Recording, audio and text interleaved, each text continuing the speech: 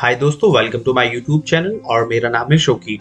दोस्तों, आज इस वीडियो में मैं आपको बताने वाला हूँ जीएसटी एडजस्टमेंट एंट्री डालने का सही तरीका क्या है, उसको आइडियल वे में आप कैसे बुक्स में रिकॉर्ड कर सकते हैं।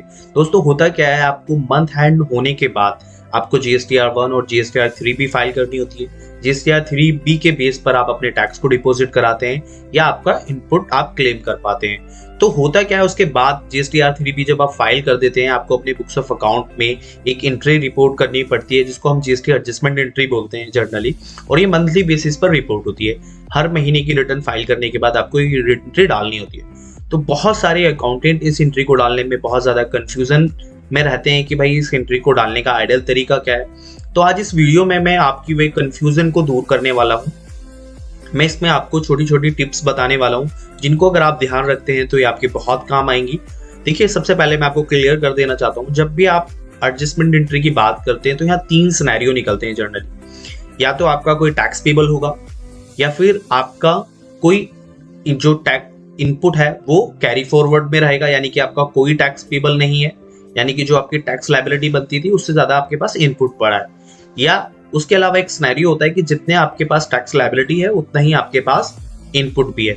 तो इन तीनों केसेस में एंट्री डालने का क्या तरीका है, आइडियल तरीका, कि आप एंट्री पास करने के बाद सेम आप अपने जीएसटी पोर्टल से भी उसको मैच कर सकें। तो आज मैं इस वीडियो में आपको बताने वाला हूं। बस आपको इस वीडियो को लास्ट तक देखना है, ताकि जो बातें मैं आपको बताने वाला हूं उसकी क्लियरिटी आपको अच्छे से मिल पाए। तो चलिए स्टार्ट करते हैं। मैं आपको एक क्विक व्यू देता हूं, जिससे आपको चीजें क्लियर होती चलेगी। चलिए देखिए, सबसे पहले मैं जाता हूं जीएसटी पोर्टल पर। जीएसटी पोर्टल पर मैं आपको डैशबोर्ड में दिखा रहा हूँ। डैशबोर्ड में मेरे IGST में अमाउंट देख रहे हैं आप, 5,83,000 आ रहा है। CGST में 9,463, SGST में 9,463। सेम अमाउंट मेरे बुक्स ऑफ अकाउंट में भी आना चाहिए अगर मैंने एंट्री ठीक से पार की है। तो चलिए मैं देखता हूँ, अपने बुक्स ऑफ अकाउंट की ओर चलता हूँ। ये मैं टैली में अपने बुक्स ऑफ अकाउंट रिकॉर्ड कर मेंटेन करता हूँ। हो सकता है कि आप कोई फर्दर दूसरा सॉफ्टवेयर यूज करें, उससे मैटर नहीं करता। तो प्रोसीजर सेम रहेगा, आप जो मैं बता रहा हूँ उसको आपको फॉलो करना है। मैं यहाँ से जाता हूँ बैलेंस शीट में।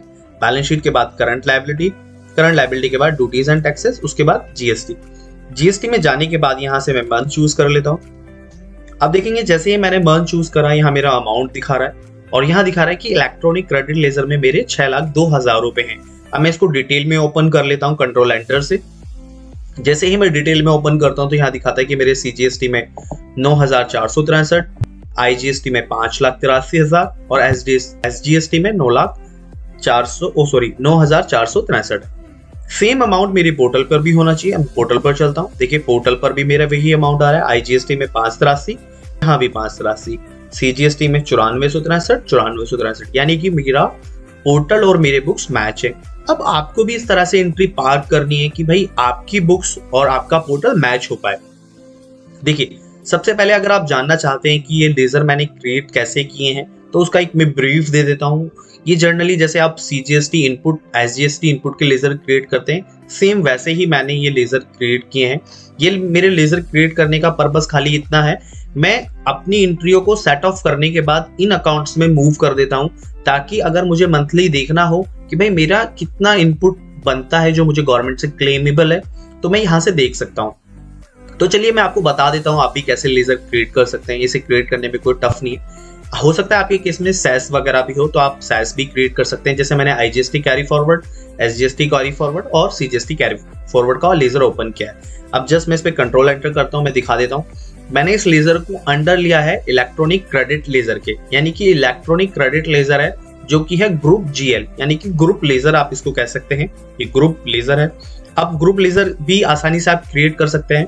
जैसे यहाँ पर आप Alt+C करेंगे तो यहाँ से आप ग्रुप क्रिएशन भी कर सकते हैं। देखो, विंडो आपकी ओपन हो गई है।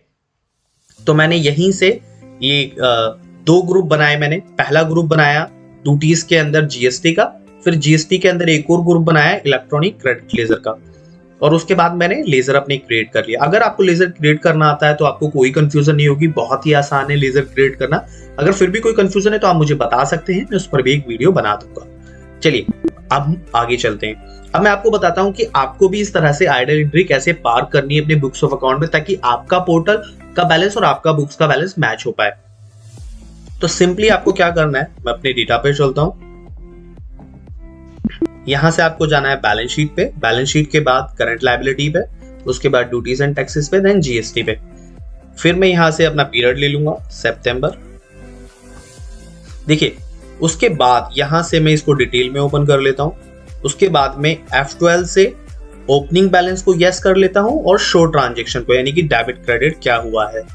तो देखिए यहाँ मेरे डिटेल में लेजर ओपन होके फर्दर यहाँ मुझे दिखा रहा है कि मेरे ओपनिंग में डेबिट बैलेंस आ रहा है, यानी कि मेरे पास 4,79,000 का इनपुट था। उसके बाद फिर मेरे पास इनपुट आया 15,37,000 का। उसके बाद मेरे पास मेरी लायबिलिटी आई 14,24,000 की।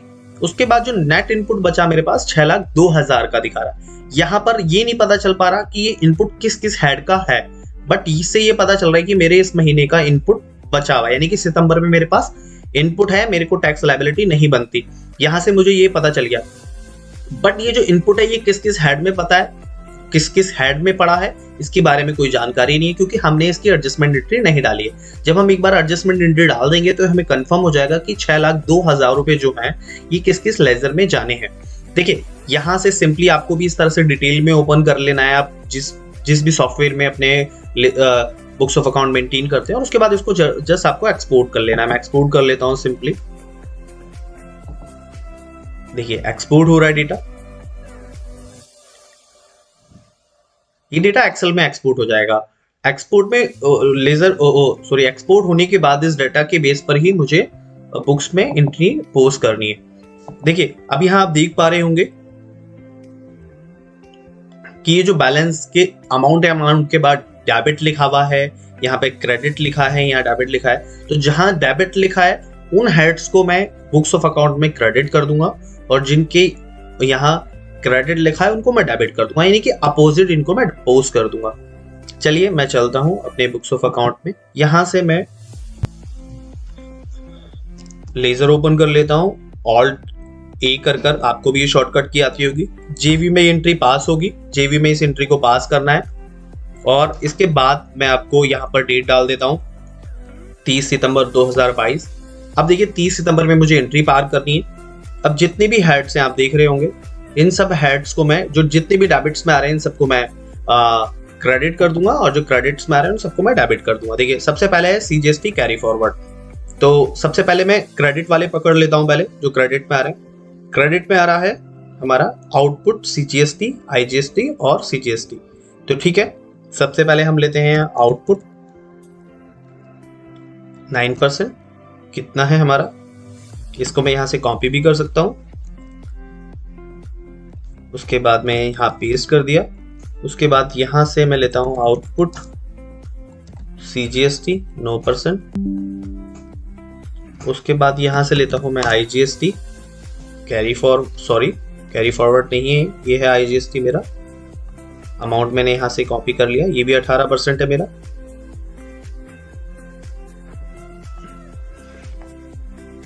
यहां से मैं आईजीएसटी 18% ले लेता हूं।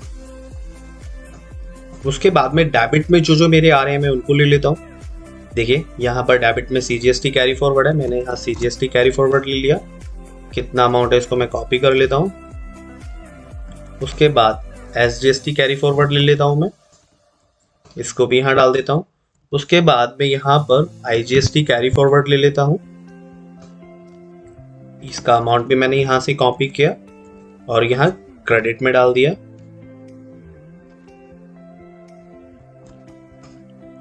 उसके बाद यहां मेरे इनपुट के लेजर हैं, इनको भी मैं क्रेडिट कर देता हूं। सबसे पहले है मेरा सीजीएसटी, इनपुट सीजीएसटी कितना है 44.9। उसके बाद है मेरा आईजीएसटी 18% और आईजीएसटी 5%। यहां से मैं ले लेता हूं इनपुट का आईजीएसटी 18 वाला, और फिर उसके बाद मैं ले लेता हूं यहां से इनपुट का आईजीएसटी 5% वाला।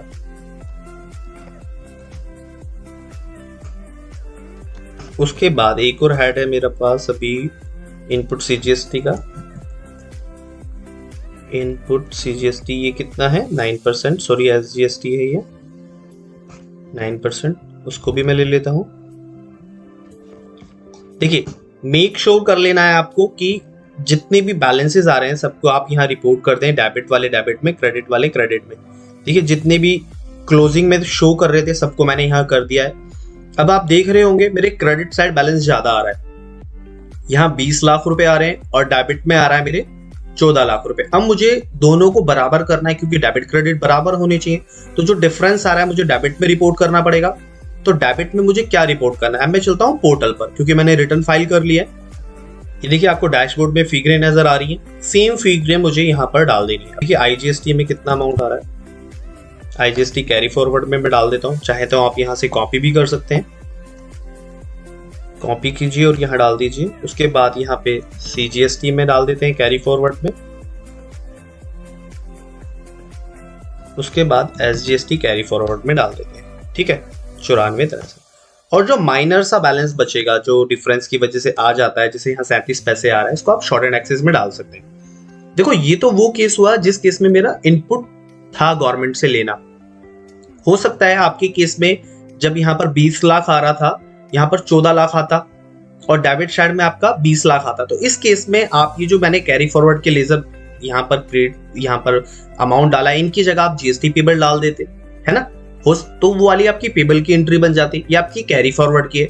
और सेट ऑफ के केस में, यानी कि जिस केस में आपका डेबिट क्रेडिट दोनों बराबर है, उस केस में ना तो आपका जीएसटी पेबल बनता और ना ही कैरी फॉरवर्ड बनता, तो वो भी एंट्री होगी। यानी कि इस एंट्री के बेस पर आप बाकी की 2 एंट्री भी बना सकते हैं। तो अगर ये आपको एंट्री समझ आ गई है तो वो एंट्री भी आपके लिए आसान है। अब सिंपली कुछ नहीं करना, मैं यहाँ नरेशन डाल देता हूँ। जैसे मैं यहाँ लिखता हूँ being GST adjustment entry made as per GSTR 3B for the month of September 2022 और मैं इसको सेव कर देता हूँ।